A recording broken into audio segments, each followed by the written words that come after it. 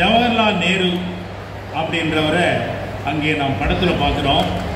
ஜவஹர்லால் நேரு கிட்ட நாம் கற்றுக்க வேண்டிய ஒரே ஒரு பண்பு, ஒரு நல்ல குணம் என்ன அப்படின்னாக்கா, அவர் நிறைய புத்தகங்கள் வாசிப்பார்.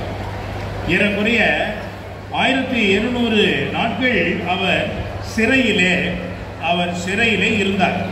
அப்படி இருந்த அந்த காலகட்டத்திலே 180 புத்தகங்கள் அவர் படித்திருக்கிறார்.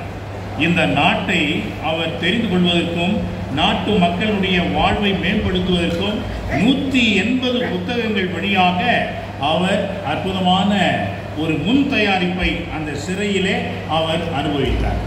எனவே அன்புக்குரிய மாணவர்களே, நீங்கள் சில்ட்ரன்ஸ் டே கொண்டாடுகின்ற இந்த நாளிலே நீங்களும் புத்தகத்தை படிக்க வேண்டும். உங்களுடைய பாட புத்தகம் கண்டிப்பாக நீங்கள் படிக்க வேண்டும். ஆனால் பாட புத்தகத்தையும் தவிர்த்து மற்ற நல்ல அறிவார்ந்த ஒழுக்கமிக்க புத்தகங்களையும் நீங்கள் படித்தீர்கள் என்று சொன்னால் நீங்களும் அவரை போன்று உயர்ந்த நிலைக்கு வருவீர்கள், நாட்டுக்கு நல்ல சேவைகளை செய்வீர்கள்.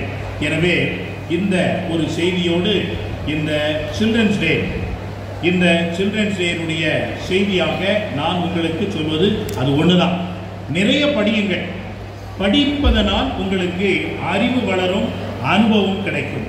அது ரெண்டும் தான் உங்களை நல்ல மனிதனா இந்த உலகத்திற்கு ஆக்கும், நல்ல தலைவர்களாக நாளைக்கு இந்த நாடு பெற்றுக்கொள்ளும். எனவே படியுங்கள், அறிவாளி ஆகுங்கள், புத்திசாலி ஆகுங்கள், நாட்டை ஆளுகின்ற நல்ல தலைவர்களாகுங்கள் என்று உங்கள் ஒவ்வொருவரையும் வாழ்த்தி விடைபெறுகின்றேன். நன்றி, வணக்கம்.